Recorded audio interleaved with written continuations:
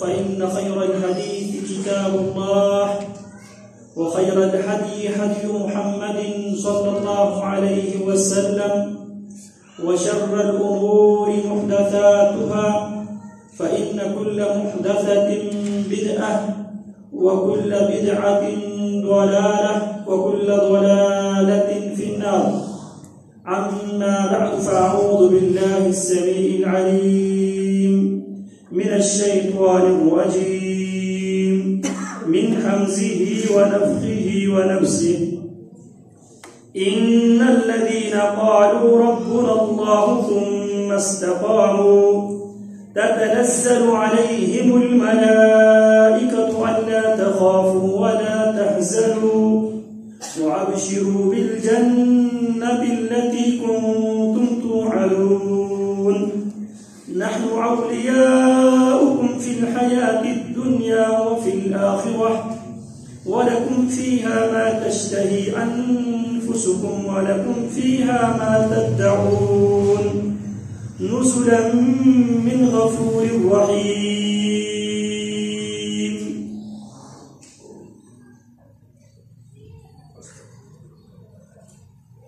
شوال کی تیسری تاریخ ہے 1445 کے رمضان المبارک کے بعد یہ پہلا جمعۃ المبارک ہے. ابھی ہم اور روزہ رکھ کر نمازوں کے اہتمام کر کے قرآن مجید کی تلاوت کو اپنے معمول بنا کر ابھی ہم رمضان المبارک کو رخصت کر آئے ہیں. قرآن مجید فرقان حمید میں اللہ رب العالمین نے رمضان المبارک گزارنے کے بعد جو ذمہ داریاں ہم پر عائد ہوتی ہے ان میں سے رمضان المبارک اللہ کی نعمتوں میں سے بہت بڑی ایک نعمت ہے. تو اس حوالے سے قرآن مجید ہماری رہنمائی کرتا ہے لئن شکرتم لأزیدنکم. اللہ کی نعمتوں پہ، اللہ کی رحمتوں پہ، اللہ کی برکتوں پہ تم شکر گزاری اختیار کرو گے تو میں نعمتوں میں مزید برکت ڈالوں گا، نعمتوں میں مزید اضافہ کروں گا.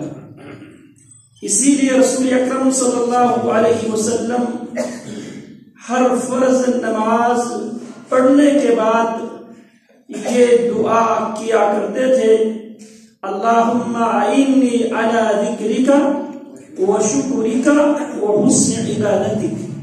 اللہم اعنی علی ذکرک، اے میرے اللہ میری مدد فرما. جب تک تیری مدد شامل حال نہ ہو نہ میں نمازوں کی پابندی کر سکتا ہوں، نہ میں شریعت کی دیگر احکامات کی پابندی کر سکتا ہوں جب تک تیری مدد شامل حال نہ ہو. اللہم انی علی ذکرک، اللہ تجھے یاد کرنے کے لیے بھی تیری مدد کی ضرورت ہے. ذکر نماز کو بھی کہا جاتا ہے، اللہ نماز پڑھنے کے لیے بھی تیری مدد درکار ہے. ذکر قرآن مجید کو بھی کہا جاتا ہے، اللہ قرآن مجید سے رشتہ دائم و قائم رکھنے کے لیے بھی تیری مدد درکار ہے.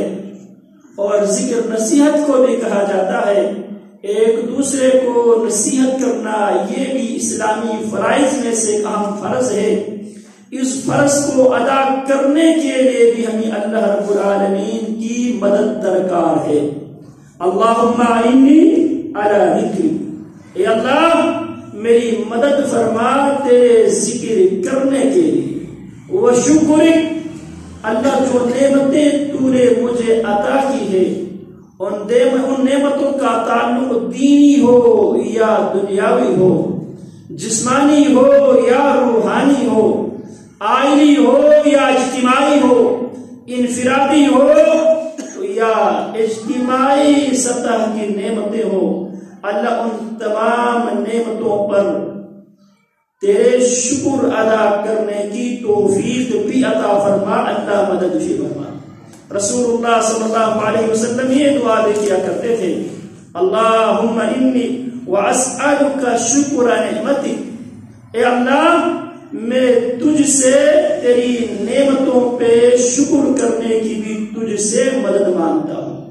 جو رمضان مبارک کی نعمت ہمیں ملی ہے، اس نعمت پر ہمیں اللہ کا شکر ادا کرنا چاہیے، دل سے، زبان سے اور جواریوں اعضاء سے اللہ کا شکر ادا کرنا چاہیے۔ اگر رمضان مبارک میں ہم کچھ کر سکے ہیں تو ہمارے کوئی کمال نہیں ہے، یہ اللہ رب العالمین کی توفیق اور اس کی رحمت اور اس کے فضل سے ہی ممکن ہوا ہے۔ تو اللہ کی نعمتوں پر، اللہ کی رحمتوں پر، اللہ کے فضل پر ایک ایماندار آدمی شکر بجا لاتا ہے، اسے خوشی حاصل ہوتی ہے۔ میں اپنے رب کی توفیق سے، اپنے رب کی مدد سے رمضان میں قیام کا اہتمام کر سکا، میں قرآن مجید کا تلاوت کر سکا، میں رمضان کا روزہ رکھ سکا، میں رمضان میں صدقات و خیرات دے سکا، یہ میرے رب کی توفیق سے ہے۔ اور رب کی اس توفیق، رب کی بہت بڑی نعمت ہوتی ہے۔ اللہ جن سے محبت کرتا ہے اللہ انہیں توفیق سے مالا مال کرتا ہے، اللہ جن سے محبت نہیں کرتا اللہ ان کو اطاعت و فرمانبرداری کی توفیق اللہ ان سے چھین لیتا ہے۔ وما توفیقی الا باللہ، سیدنا شعیب فرماتے ہیں جو توفیق مجھے ملتی ہے وہ میرے رب کی طرف سے ملتی ہے۔ ان اريد الا الاصلاح ولا توفیق الا باللہ۔ تو ہمیشہ اللہ رب العالمین سے توفیق مانگا کرے، اللہ توفیق عطا فرمائے۔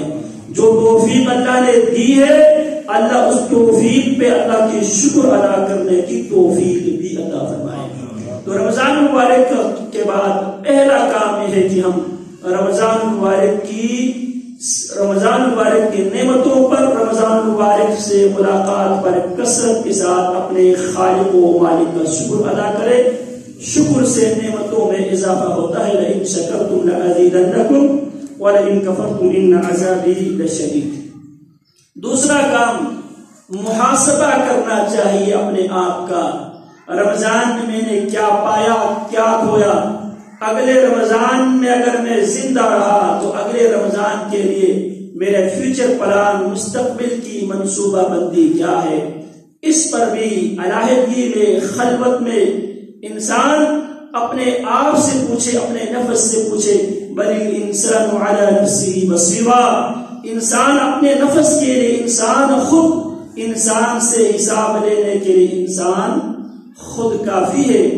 دنیا میں ہم جو غلطیاں ہم سے ہو چکی ہے، جو پیپر میں ہم غلطی کر بیٹھے ہیں، ہم اس کے اصلاح کر سکتے ہیں، یہ اللہ کی مہربانی ہے، ہم اس کو درست کر سکتے ہیں۔ جب ہم محاسبہ کریں گے، خود احتساب کریں گے تو انشاءاللہ جو کمی، جو کمزوری ہم میں واقع ہوئی ہے وہ انشاءاللہ اگر اللہ نے چاہا اگلی بار اگر ہماری زندگی رہی، رمضان سے اگر ہماری ملاقات ممکن ہوا تو انشاءاللہ اس رمضان میں ہم ان غلطیوں کا ازالہ کر سکیں گے۔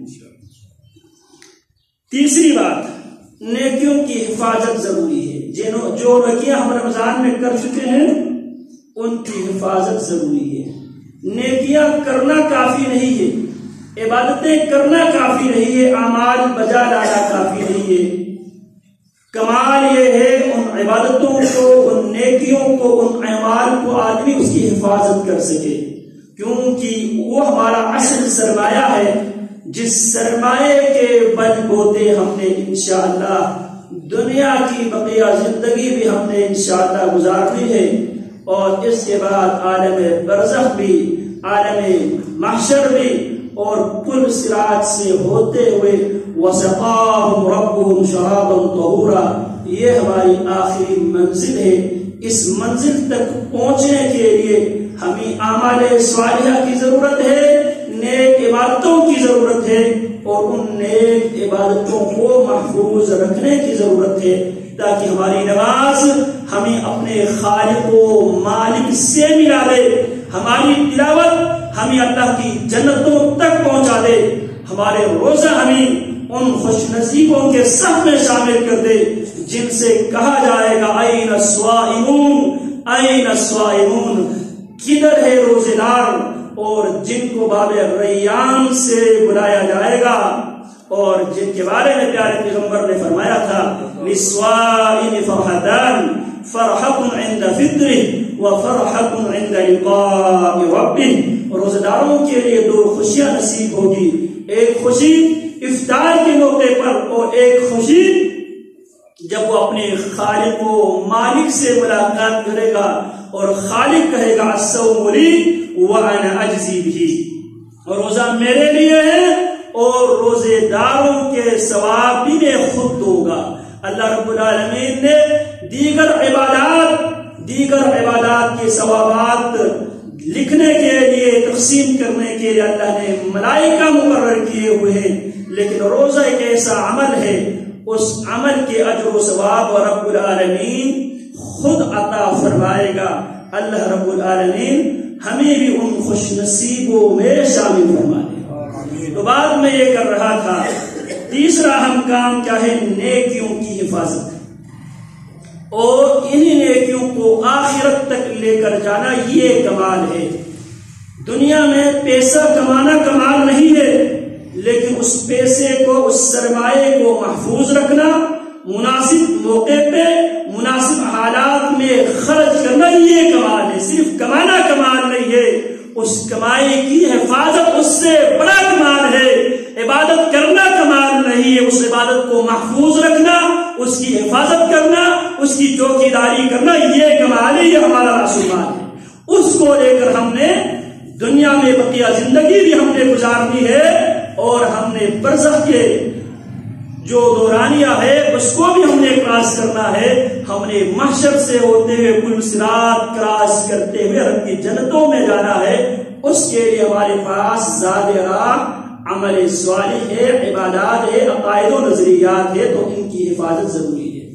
اللہ رب العالمین نے قرآن مجید میں صرف نماز پڑھنے کا حکم نہیں دیا، بلکہ حافظوا علی الصلوات والصلاۃ الوسطی، نمازوں کی حفاظت کیا کرو، خاص کر درمیانی نماز کی حفاظت کیا کرو۔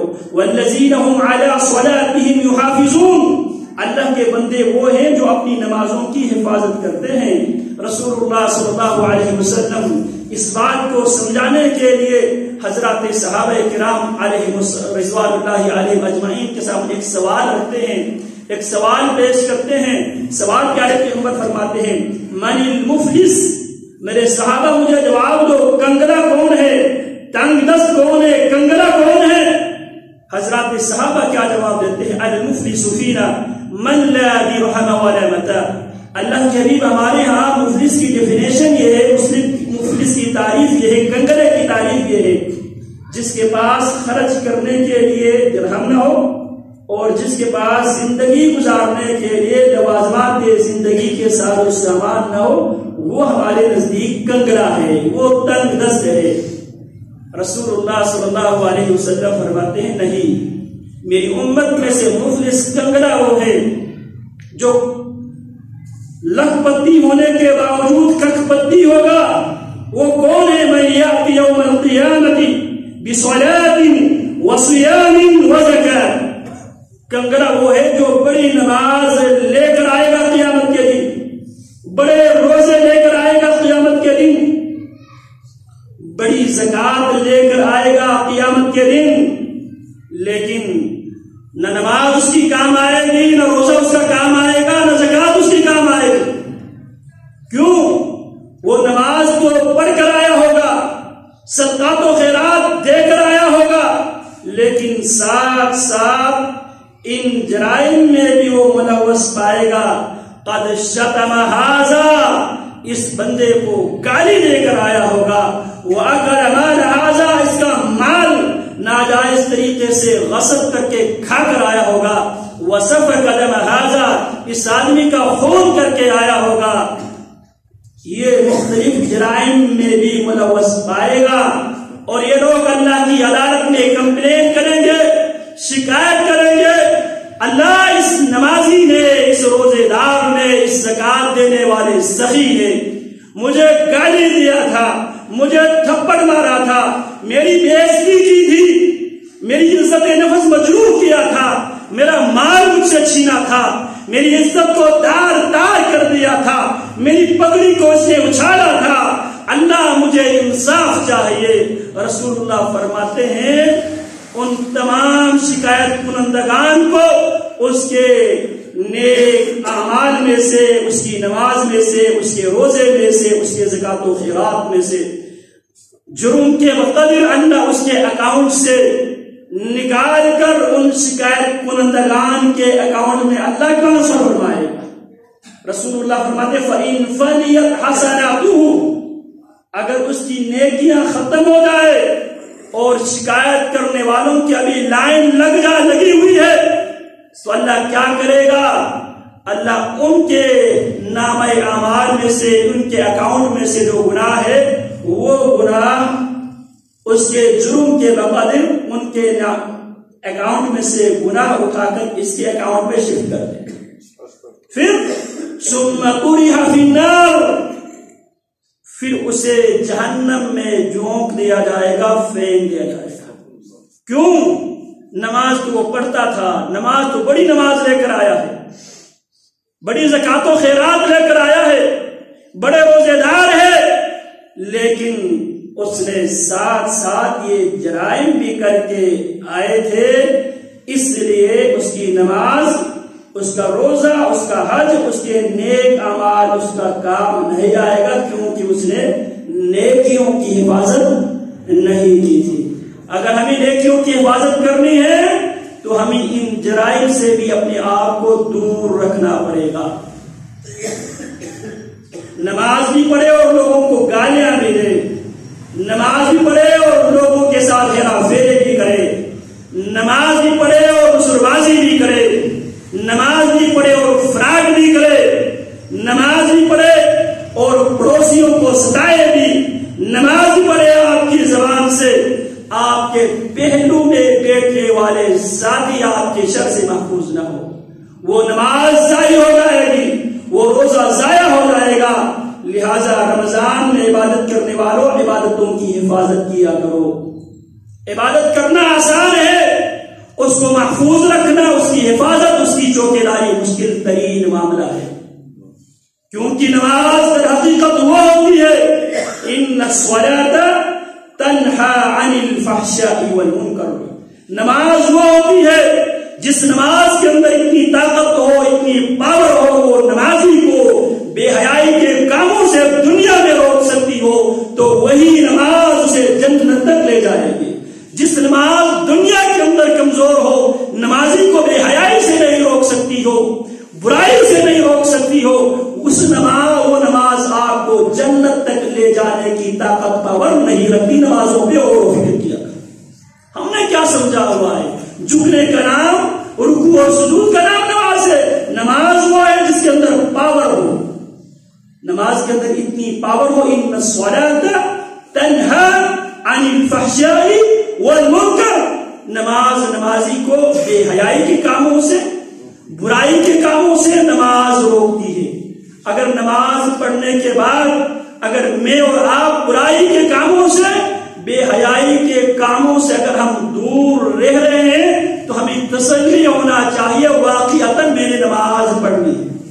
اگر نہیں ہے وہ نماز ہی نہیں ہے جس کے اندر دنیا میں آپ کی خواہشات کو جو نماز کنٹرول نہیں کر سکتی، وہ نماز کیا آپ کو جنت میں لے کر جا سکتی ہے؟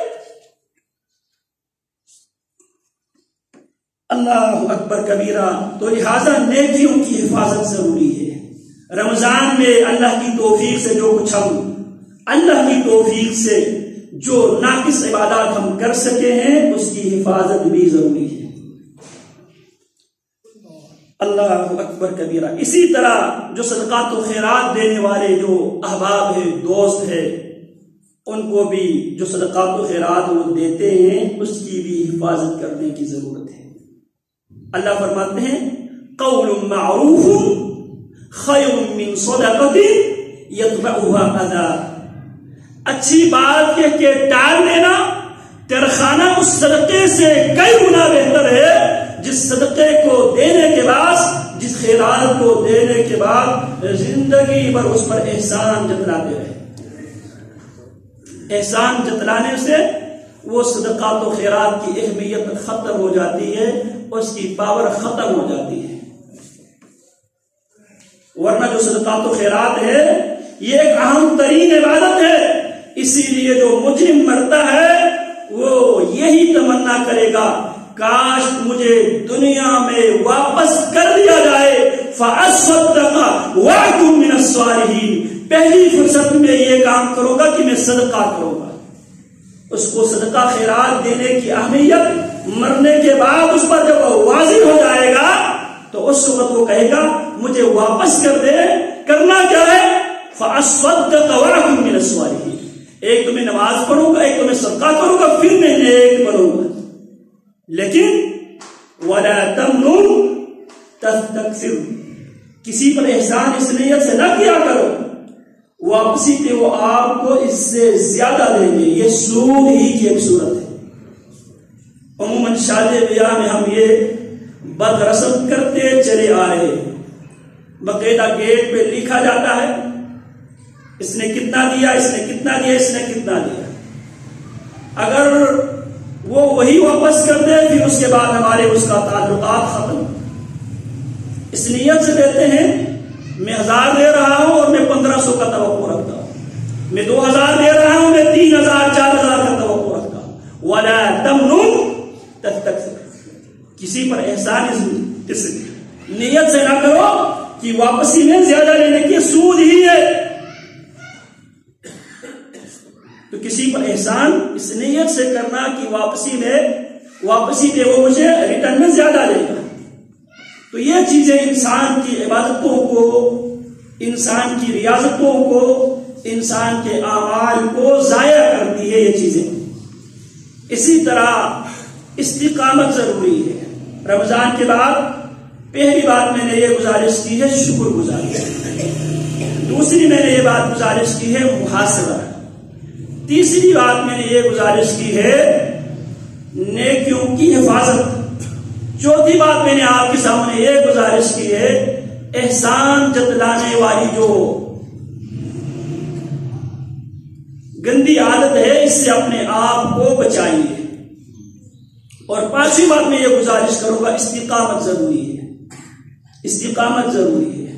قرآن مجید میں اللہ رب العالمین فرماتے ہیں ان الذین قالوا ربنا اللہ ثم استقاموا، جو لوگ ربنا اللہ کہنے کے بعد اس پہ جم جاتے ہیں، ڈٹ جاتے ہیں، ربنا اللہ ہمارے خالق و مالک و رازق صرف اللہ ہی ہے، ثم استقاموا پھر وہ اس بات پہ جم گئے جو رب نے کہا، جتنا کہا، جیسا کہا، جس طرح کہا اسی پہ وہ جم جاتے ہیں۔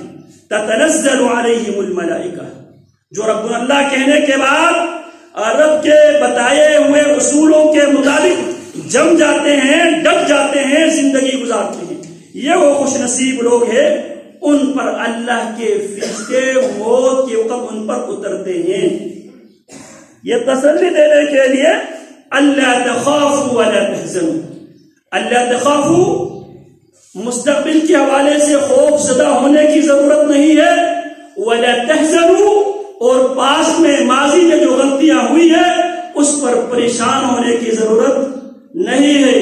اور یہ پریشانی کب ختم ہوتی ہے؟ فمن تبع ہدایا فلا خوف علیہم ولا هم يحزنون، یہ وہ خوش نصیب لوگ ہیں جو میری ہدایت کی پیروی کرتا ہے، جو میری ہدایت پر چلتا ہے، فلا خوف علیہم ولا هم يحزنون، نہ ان پر کوئی خوف لاحق ہوگا، مستقبل کے حوالے سے خوف ہوتا ہے، مستقبل کے حوالے سے انسان کی خدشات ہے، انسان کو خوف لاحق ہے کہیں ایسا نہ ہو جائے، اور حزن وہ ہے جو آلریڈی آپ پر ایک آزمائش آئی ہوئی ہے، ایک کرائسس سے آپ ایک کرائسس کو آپ فیس کر رہا ہے، اس پہ یہ ہے حزن۔ تو اللہ فرماتے ہیں نہ ان پر خوف ہوگا نہ ان پر حزن ہوگا، لیکن خوف اور حزن سے وہی لوگ محفوظ رکھا جائے گا جو اللہ کی ہدایت کو فالو کرتا ہے۔ اللہ کی ہدایت کیا ہے؟ اللہ کی ہدایت کتاب اللہ ہے اور سنت رسول اللہ صلی اللہ علیہ وسلم، تیسری کوئی چیز نہیں ہے۔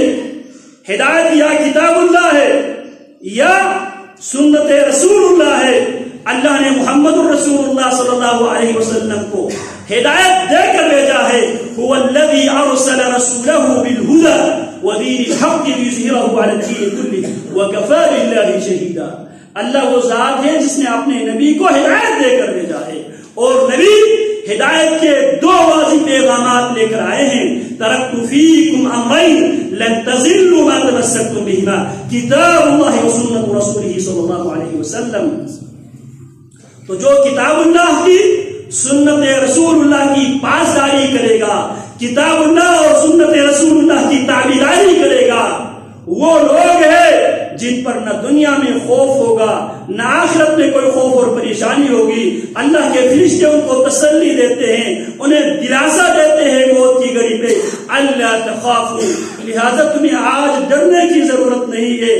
دنیا میں تم کتاب اللہ پر، سنت رسول اللہ پر، عقیدہ توحید پر، اتباع سنت پر تو مطمئن تھا. اب اس اطمینان کے ساتھ زندگی گزارنے والے انسان، یا ایتھا النفس المطمئنہ ارجعی الی ربک راضیۃ مرضیہ، کتاب اللہ اور سنت رسول اللہ پہ جم جانے والے انسان، ان کے مطابق پوری زندگی گزارنے والے انسان، اب تیری ذمہ داری ختم ہو گئی ہے.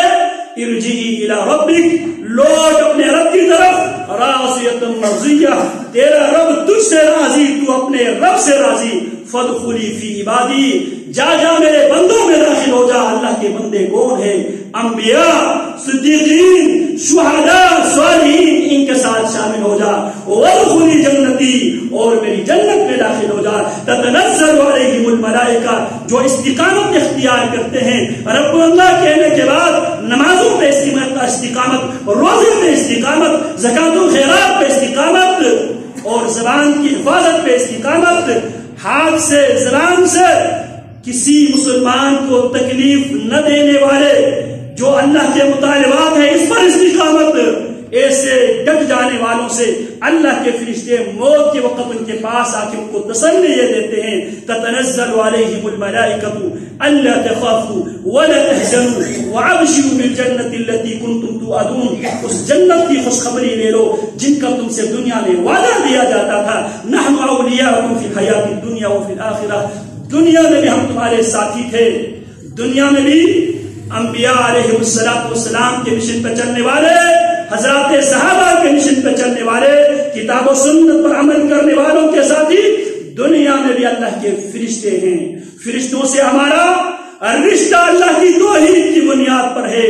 فرشتے بھی غیر اللہ سے مانگا نہیں کرتے، فرشتے بھی غیر اللہ کے آگے سجدہ سجود نہیں ہوتے، فرشتے بھی کسی غیر اللہ کے آگے ہاتھ نہیں پھیلایا کرتے. یہ ہمارے اللہ کے ملائکہ سے رشتہ ہے، توحید کا رشتہ، عقیدے کا رشتہ. تو وہ کہتے ہیں نحن اولیاؤکم، ہم تمہارے دوست ہیں. دوستی کی بنیاد اللہ کی توحید، رسول اللہ کی رسالت. فی الحیات الدنیا، دنیا میں بھی یہ سنگت تھی. وفی الآخرہ، اب یہ سنگت دنیا کے بعد نہیں ٹوٹے گی، یہ سنگت قائم و دائم رہے گی. وفی الآخرہ، آخرت میں بھی ہم تمہارے دوست ہیں. وَلَكُمْ فِيهَا مَا تَشْتَهِي أَنفُسُكُمْ وَلَكُمْ فِيهَا مَا تَدَّعُونَ. دنیا میں اللہ کی مرضی کے مطابق زندگی گزارنے والوں، اب آخرت میں اب تم اپنی مرضی کی زندگی گزارو گے. وَلَكُمْ فِيهَا مَا تَشْتَهِي أَنفُسُكُمْ، تمہارے لیے اس جنت میں وہ کچھ ہے جو تمہارا من چاہے. 60 سال زندگی میں، 70 سال زندگی میں رب چاہی والے کام سے انجام دو، ختم نہ ہونے والی زندگی میں اللہ فرماتے ہیں وَلَكُمْ فِيهَا مَا تَشْتَهِي أَنفُسُكُمْ، جو من میں چاہے کر لو، جو چاہے ہم سے مانگ لو. وَلَكُمْ فِيهَا مَا تَدَّعُونَ، اور جو تم مانگو گے تمہارے ڈیمانڈ، ہر قسم کی ڈیمانڈ ہم پورے کریں گے. لیکن اس کے لیے زندگی کو رسول اللہ صلی اللہ علیہ وسلم کیا فرماتے ہیں؟ الدنیا سجن المؤمن وجنت الکافر، دنیا مومن کے لیے قید خانہ ہے اور کافر کے لیے جنت ہے. لیکن بدقسمتی سے ہم رمضان گزارنے کے بعد ہماری حالت یہ ہوتی ہے، ہمیں جیل سے بھی رہائی نہیں. رمضان گزارنے کے بعد اب ہماری حالت کیا بنی ہے؟ ہمیں قید خانے سے، جیل سے، سلاخوں سے ابھی ہمیں رہائی ملی ہے۔ انا للہ و انا الیہ راجعون۔ جیل میں آدمی کو پابندیاں برداشت کرنا پڑتا ہے، تو یہاں پر پوری زندگی استقامت اسی کا نام ہے۔ جو پابندیاں ہمارے خالق و مالک نے ہم پر لگائی ہے، ان پابندیوں کے پابند ہو جانا، یہی استقامت ہے۔ ایک دن صرف رمضان میں پابندی کرنے سے بات نہیں بنے گی۔ رمضان صرف اور صرف ریفریشمنٹ کورس کے طور پر ہے۔ ہمیں ہمارے ایمان کو تجدید کرنے کے لیے ہمیں ایک مہینہ پریکٹیکل کروا کر ہمیں یہ درس دیا گیا ہے، باقی 11 مہینے آپ نے اسی طرح آپ نے زندگی گزارنی ہے۔ رمضان میں اللہ کے مطالبے پہ حلال ترک کرنے والوں، باقی 11 مہینوں میں اللہ ہی کے کہنے پہ حرام سے دور رہو۔ یہ ہے استقامت۔ اب سوال یہی ہے، استقامت کیسے نصیب ہوگی؟ استقامت والوں کے لیے اللہ کے فرشتے اترتے ہیں تسلی دینے کے لیے، دلاسا دینے کے لیے، اللہ تخافوا ولا تحزنوا، خوشخبری دینے کے لیے، وابشروا بالجنۃ التي كنتم توعدون، یہ خوشخبری سنانے کے لیے، نحن اولیاؤکم فی الحیاۃ الدنیا وفی الآخرہ، اور یہ خوشخبری دینے کے لیے، ولکم فیہا ما تشتہی انفسکم ولکم فیہا ما تدعون، اور یہ خوشخبری دینے کے لیے، نزلا من غفور رحیم، یہ اس غفور الرحیم کی طرف سے بطور مہمان نوازی ہے۔ اب اس کو حاصل کرنے کے لیے وہ کون سے امور درکار ہے جس سے ہمیں استقامت جیسی نعمت ملے؟ اس میں پہلی گزارش یہ